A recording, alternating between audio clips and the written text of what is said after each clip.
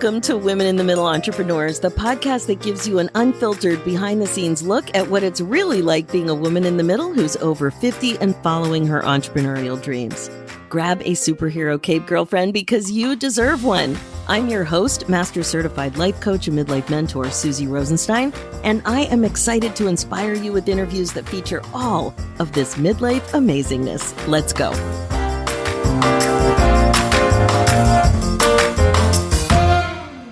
Hey there, welcome back to the show. We have another really exciting interview ahead of us about how to help female entrepreneurs focus on thriving, not retiring. Today, you'll be meeting Patricia Noel Drain, a woman in the middle entrepreneur who's finally decided to own her age and stay doing what she loves doing as an older entrepreneur. Welcome to the show, Patricia. Thanks so much for joining us today.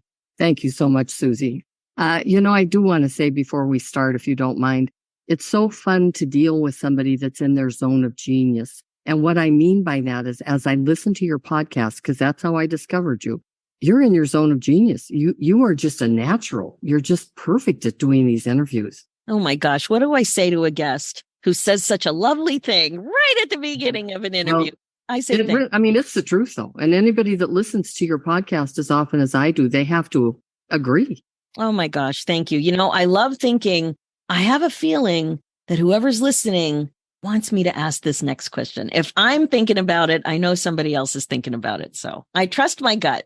Okay. Amazing. Oh, that's so sweet. Thank you so much. So I know we're going to have a conversation with you too about your midlife entrepreneur story. We're going to be talking about your business and what's going really well, and also what midlife issues might be getting in your way a little bit to some extent and might be challenging for you in your life as well as being a business owner. So let's start out with talking about how old you are, a little bit about your entrepreneurial journey, and of course, what it is that you do. So take it away. Okay, thank you so much, Suzy. I couldn't even say my age before. So I'm really glad you're asking that the first question, because I'm 78 and I was just so hung up on being 78 that I was hiding my age all the time. And so when I say I'm finally stepping into it and owning my age, that's the truth. Now, going along with that quickly, it's so embarrassing to me that I even put it in my book that I'm writing, because I hid the fact that my husband and I had been married for 50 years. Now, anybody that hides that is just something's wrong with him. But I found out that my husband did too. He wasn't going around telling people, because we're both entrepreneurs. We were conditioned to think, okay, this is never, ever going to work for us, because if you're in business, people want you to be ahead of the game. They want you to be edgy. They want you to be up to date. And I was so afraid that they would think that wasn't true anymore. And so that was my own self-conditioning because of that.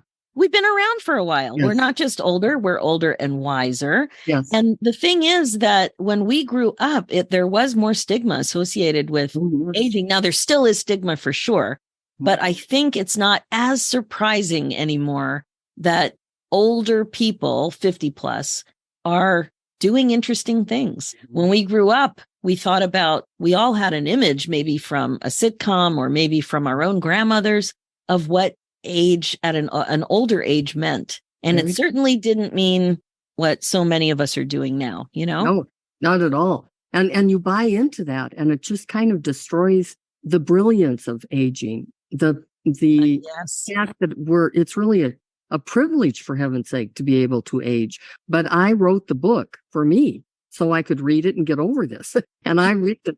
I'm not done with it. I'm still writing it, but I read it constantly, because I have to do things like reframe.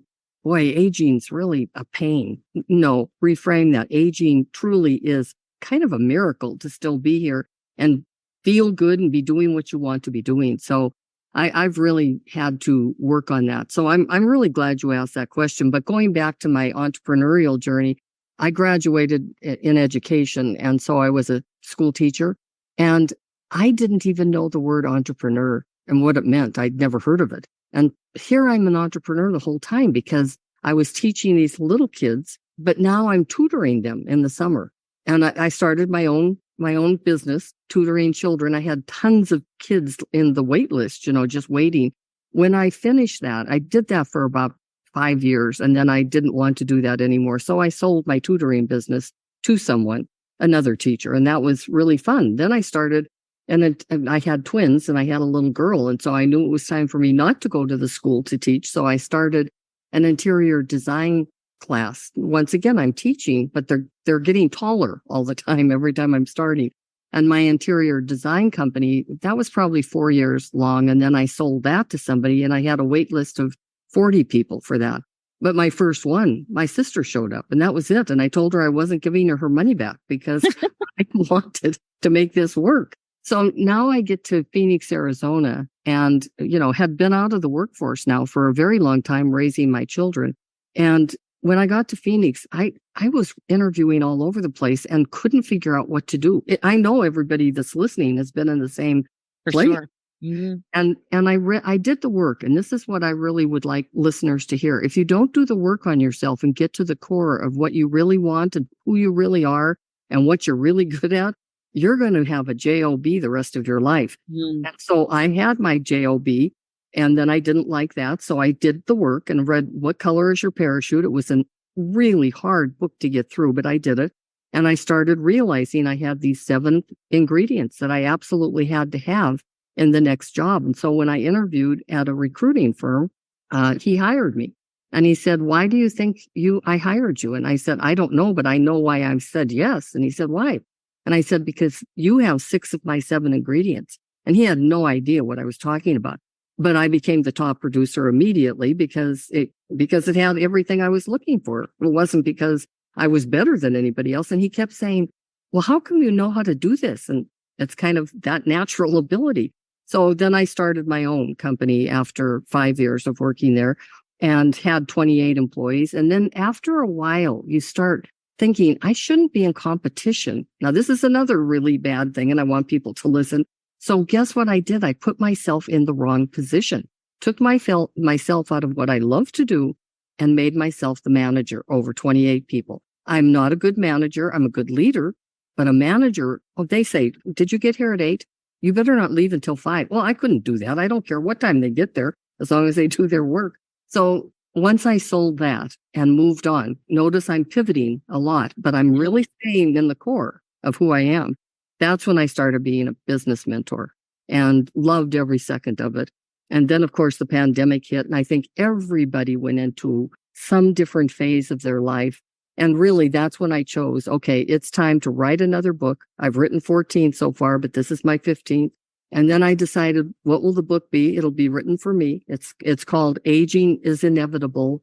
Having a Purpose is a Choice. And my purpose is really to help female entrepreneurs now thriving, not retiring, because I get asked almost daily, when are you retiring?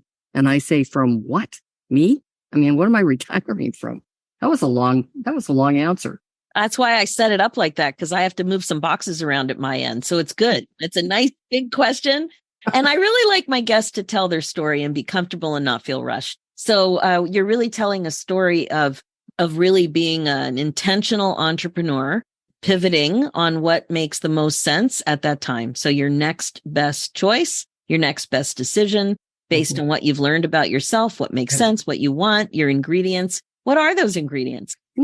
Okay, they're in my other book, What Should I Be When I Grow Up, now that I'm 40, 50, 60.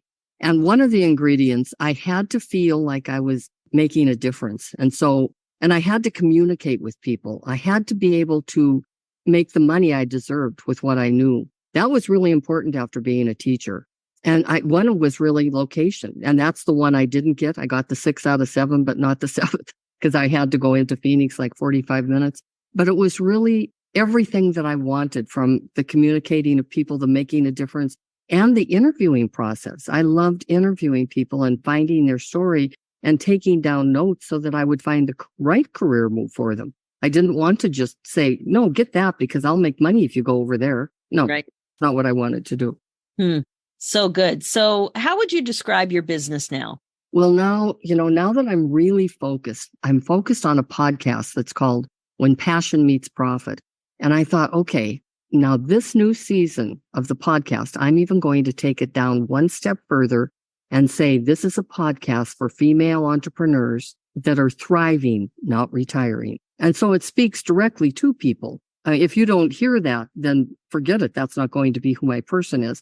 or who's going to listen to the podcast. So from that podcast, I then lead people to my digital courses that I've created and my books that I've created. So I'm really looking at that as a business. And I probably did 90 interviews last year. And with those interviews, I led to a place where you could find your core, the core of who you really are. It's called Your Gift is Your Niche. And I wanted that to be the whole reason that I was doing that program and that podcast. And it turned out to be very successful. And now this time I'm really focused on the female entrepreneur like you are. You're doing a fabulous job in the middle, because the middle is really, well, it's just such a painful place, isn't it? It's there's a lot of opportunity, but there's an kind of an urge to focus on what's not possible instead of what is possible. Mm-hmm. And so when you're an entrepreneur, it really helps you move forward, but it can also still be very difficult to really imagine what's possible. Oh, yeah. There's a lot of negative narrative that can not allow us to not only thrive in business, but thrive in life, like to have a business that makes it possible to have what you want. I'm calling it a new like midlife operating system. I think that's really what that tends to really describe what's needed, is the way we grew up over the last few decades. Yep. Some of those values and thoughts don't serve us right now. So, well, they didn't serve me at all. And so I'm so glad that we're doing these kinds of things now. And when I looked on the podcast for women over 50, there's a lot more podcasts coming out about that. And so yay for us. Definitely. Now, on this show, I love to get into this weird little space, or huge space, tumultuous space, of where classic midlife issues tend to collide with your ability to run your business and perhaps your life the way you would like to, the way that you think shouldn't be a challenge, but it is.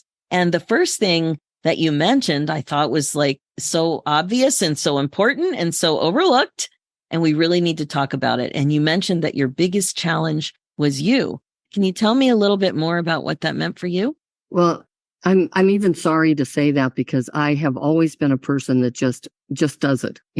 I'm the old just do it girl. And I simply stood in my own way, and it's all because of age. And I don't know if anybody else felt that like I have. Maybe it's because in my 60s I thought, wow, I really know a lot. I'm kind of important now. Then I get to 70 and it was like, okay, this is different. This really is called aging. Then I went to a doctor's office and saw other people my age there, and that really became something. And so as I started watching, I noticed I started saying really bad things to myself. I never used to do that. Can you give me an example? One of those things that you always noticed yourself thinking. Oh, yeah. The little voice in my head would say, you are way too old to be doing this now. You definitely should be retiring. Everybody's asking you, why aren't you? I'm 78 now. And so why am I coming back full force to do this? Because I don't want to retire. I still have wisdom. I still have a lot to share. And other entrepreneurs feel the same way. But once again, I have probably 4 friends, and they're all speakers, professional speakers, and they will not tell their age because they're so afraid that they won't get a speaking engagement again. And that's exactly how I was feeling about business. And their little voice says, you don't need to tell anybody your age. It's nobody else's business. And that's what I felt. And that was my conditioning. Do not tell your age.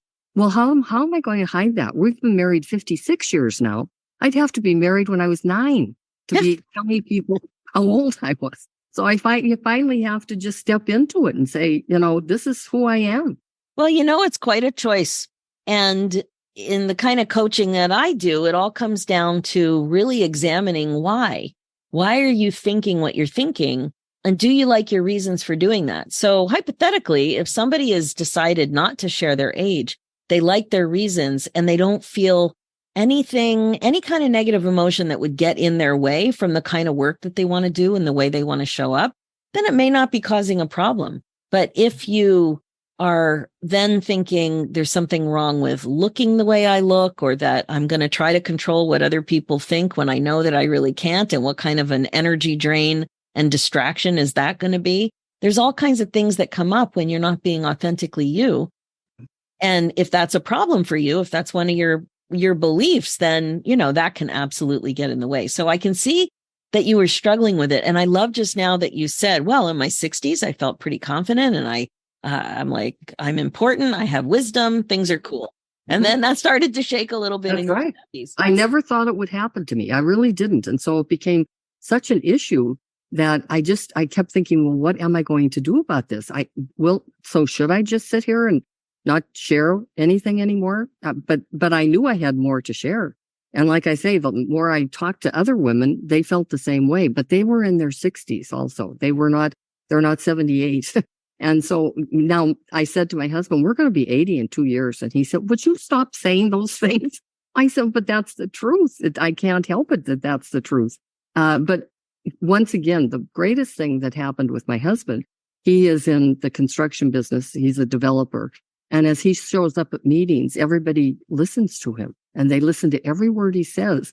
And he came home the other day and he said, you know what? I think my age is really making them listen to me. I think my age is really working for me now. And yay, good.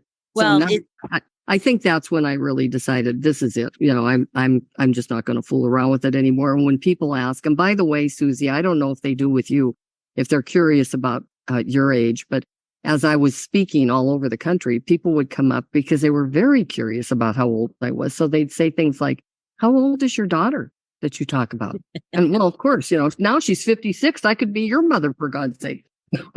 and how am I supposed to tell them that she's you can't. Yeah, you can't be authentic. That's the thing. Like you can't like hesitate with every authentic story you're going to say to illustrate a point.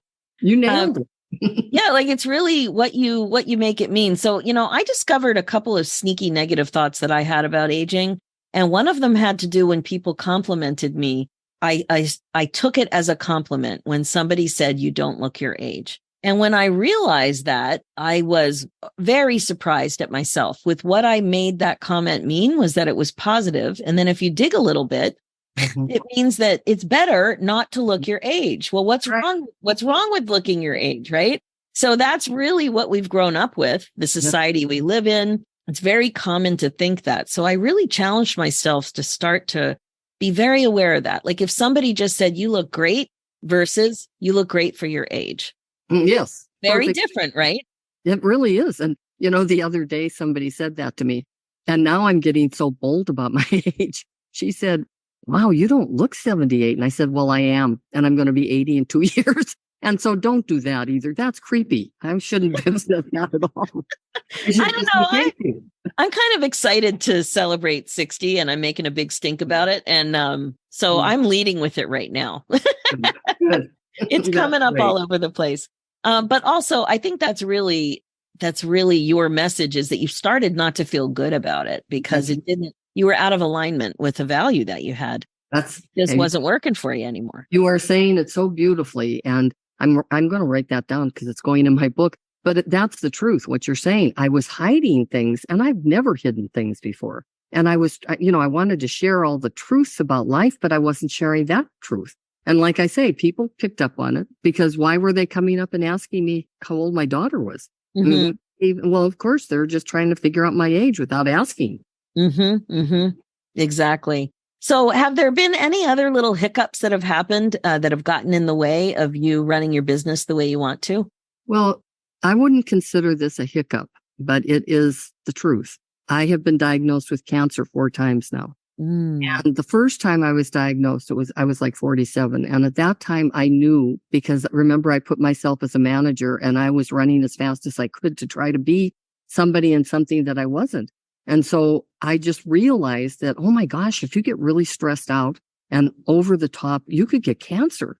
And so I asked the doctor, are most women, are they stressed out when they get breast cancer? And he said, I'd have to say 90% of them are. So I had my first mastectomy.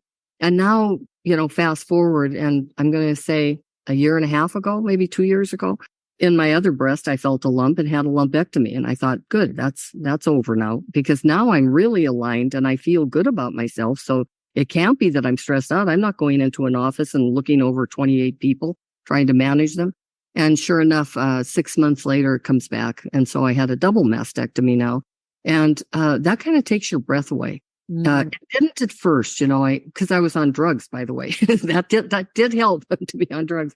But when the drugs wore off and I really had to deal with it, I had to really go in with that one also. I So I don't consider it a hiccup. I consider it, okay, you can either really get upset that this is your life now, or you can deal with it and move on. And that's what I'm choosing to do.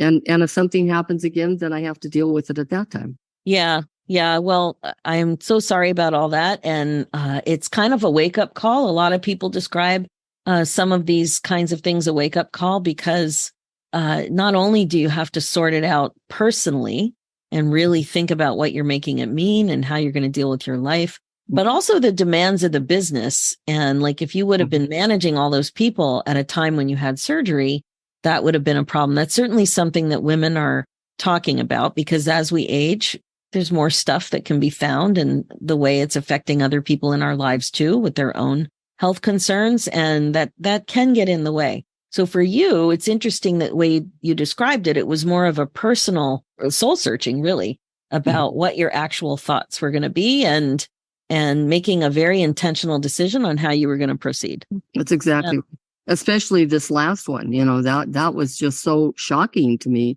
that I was even in that situation, because I just always felt you had to be stressed to the max to be in that. So that was a false belief. And I had to deal with that first. And that's when I think I really started stepping into this whole thing about, be proud of your age, for heaven's sake. If you aren't, I mean, there's only two things we have to do. We have to die, because we're not going to get out of here alive, and we have to live until we die. And I just decided I'm really going to live the best life I possibly can. Every single day I pay attention. Every single night I pay attention to the day I just did and arrange for the day tomorrow. And it's made everything so much better for me now. Tricia, that's very wise. That's one thing we get with age. We have the potential to be wiser as well. One of the things I love asking is, what has been surprising for you at this age and stage? Surprising. Well, I guess I'd have to go back to, what it was I was saying. I can't believe how many people that I know, and see, it's maybe because I am a speaker and I've been on stage, and maybe it's that, but the people that are hiding their age. And see, you're making it already. You're already saying, I'm 60, I'm celebrating, I'm me, and I love it. Well, they couldn't even do that when they were 60, because, and I think one of my favorite questions to ask, and I'll ask you first, if you didn't know how old you were, Suzy, how old would you be today? 38. 38. Okay. I feel like I'm in my 30s, but in terms of the other topic and me getting more comfortable about 60, like sometimes I'm like, whoa, how old am I? Right. But I have to say that one of the big influences in my life and my mindset is that I have outlived both of my parents. And my parents didn't have the gift of aging. My mother died very young at 32. My father died at 41. So at 60, very soon to be 60, I have far outlived them. And wonderful. They didn't have the gift. And if I didn't appreciate the gift and celebrate the gift, how could I not appreciate? Like, what would that say? I mean, I just understand that lesson so deeply. Oh, Suzy, that's a book in itself. Just that, because it is a gift. It's a gift to get up every day and choose to do what you're going to do that day. I'm sorry for that. That's a real loss at that early age. It sure is. And thank you for that. And, you've had a lot of stuff to deal with too, but I'm getting over the years, especially as an entrepreneur talking about aging and women, I've also had to get more comfortable with talking about it. And now I'm pretty comfortable about it. But the very first time I talked about it was in a blog earlier in my coaching career. And I wrote it and I freaked out the night before when it was time to schedule the publish date. I freaked out and I got some coaching and I really needed to think about what was going on here. And it was really about this authenticity thing and me being truly authentic and honest about something very personal and having to remind myself that the reason I'm doing this work is because I know I can help people. And by sharing that story, I know it will resonate with at least one person. And of course, I got immediate feedback. People were so appreciative that I shared. And it's just such a reminder that this work isn't about us. If we have the ability to help people, then we need to help people. Mm-hmm. So it's a little different with me. It's like, if I didn't appreciate that it's a gift, there'd be something wrong with me with what I've been through. I totally agree. And I just applaud your coach, probably saying, no, publish that for heaven's sake, because my coach, when I said I'm going to own my age and step into it now, tell people I'm 78. And she said, don't do that. Don't do that. I don't want you to do that. And I said, why not? And she said, because nobody needs to know that. And you don't want to date yourself like that. So that was my feedback. Do you see what I mean? I was just, and so you asked me what surprises me. That surprises me. That's what I get as feedback all the time, instead of just go out there. And you have nailed it today. And I'm so glad you have. And I wrote it down because I was so uncomfortable, not because of my age, but because I wasn't being authentic to who I am. Yeah. You did. And I wrote a book called Discovering Your Core. I mean, I believe all this stuff, you have to go back to your core, but I had to learn it the hard way and learn that it's about aging for me, not for other people maybe, but for me. Oh my God, Patricia, I have a spidey sense about thoughts. There's no it was like, there were blinkers on you when you said that. I couldn't not see it. I couldn't not, I love that. I love that about my work. And I love that, that you figured it out because clearly you have a huge commitment and a huge gift. And to work on that challenge, to be comfortable with who we are, let alone what's going on with our bodies. Like cancer is one thing, right? But how hung up are we about our neck and about our crepey skin and about, our underarms, like under here, this flappy part. Yes. There's so many things to focus on. Don't get me started about whiskers and tweezing. Oh my God. Aging now. That's funny. Aging now is it's a real hot topic. I'm sure you've seen Jane Fonda on the cover at 85 and Martha Stewart on Sports Illustrated 80. Yes. It's a hot topic, but they aren't the real people. Those are beautiful, beautiful women, and I'm proud of them. But I'm more of a real people than the people that are on those covers. We just have to stand up now and say it's okay. It's okay to age. Well, what would you say is your next priority in your business? Well, I know what my next priority is because I'm so excited about it. As I said, it took a long time to just dig and then be authentic to myself and say, okay, I'm doing this. And once again, I can't tell you how many people have said, including my son, you don't have to tell how old you are, Mom. Nobody has to know that. And so I'm just fighting that the whole time. But what I'm looking forward to is starting this podcast and interviewing people that really are making it happen. They're profitable, they're happy, and they're purposeful. They know their purpose in life, and they know that it's time to take it into that step. But really, one of the most important things also for women entrepreneurs, I want them to make the money they deserve with what they know. And it's just time. And even Mother Teresa said, you can change a lot with a check.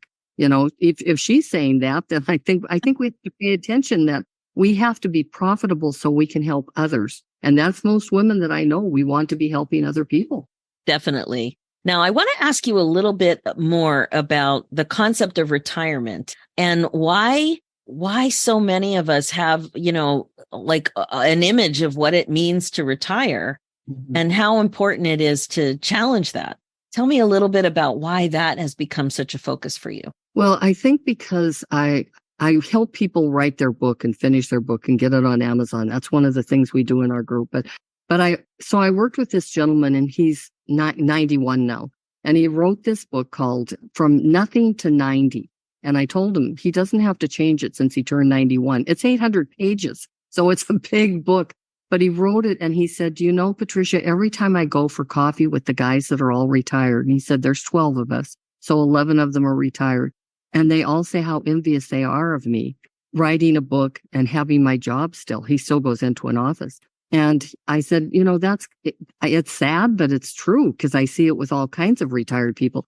But what they do, Suzy, is they forget to have a purpose. I don't care if their purpose is to water the flowers or their purpose is to take care of their dog, walk the dog or whatever. But if you don't have that, you will start dwindling and you will be jealous of the guy that has a purpose and is writing his book. And that's probably the reason retirement to me doesn't sound like I'd have to retire from myself and my thoughts and my ideas and my feelings. I don't go into an office every day and close the door. I used to, and I'm not a 9-to-5er. And so I could retire from that, and I would retire from that and do what I want to do. and this is what I want to do. And so if you were really tired, for example, a lot of people I'm interviewing have highlighted the people I've interviewed, they've really focused on energy and menopause, so that they're very aware that their energy level has changed quite a bit. And so when I hear that, I'm like, okay, well, that's a good impetus to start making some changes that will serve you when you retire, which won't look like it did for our grandparents. Maybe retiring just means retiring from full time, or maybe retiring just means retiring from only having to work from one location. Yes. What are some of the ideas that you work with clients to come up with that suit their lifestyles? Well, what I do is, to me, they're called living questions, and you just keep asking these small questions. You do it also, Suzy. You're very good at that. But you ask the smaller questions. You don't just go to somebody and say, "What's your purpose? What's your passion? What are your values?" Those scare me. But you ask the smaller questions about, what is it that would make you really happy today if you did that?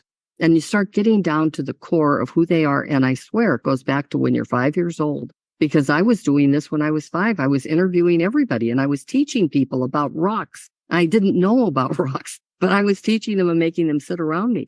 And, Dan Buettner, he wrote a book called, in fact, I wrote it down because I did want to mention it, the Blue Zone Lessons for Living Longer, from people who have lived longer. And it's really a beautiful book about the regions of the world that are living to be 100, 105, 110, some 120. And he's saying, they have things in common. And one of the things is they have a community of people around them that are encouraging them. Another thing is they do a physical activity every single day. Now, that could mean walking to get water for them, walking around the block, picking flowers, I don't know, but they are physical. And then the third is they have a purpose. They have a purpose every single day in their life. They just have a purpose in there, even if it's to make sure that they take care of Martha over there because she's not doing well. That's the purpose. Mm-hmm.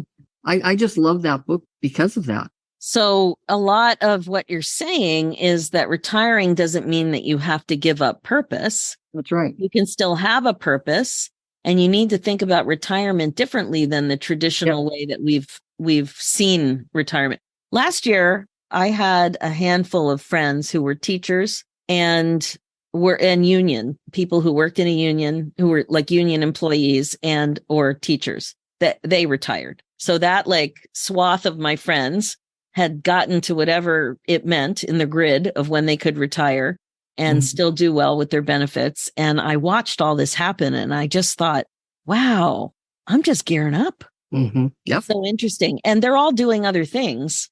So retiring for them, I think it just meant, I'm going to interview one of them, but I think it just meant turning the page on a new chapter. It didn't mean and if it doesn't, well, even if their new chapter is, I want to golf every day, that's your purpose. I want to make sure I can read 3 books a week. Yay, that's a purpose. So I'm not trying to say, you've got to go out there and make big money. They probably have enough money now and they're happy with it, and that's fine with them.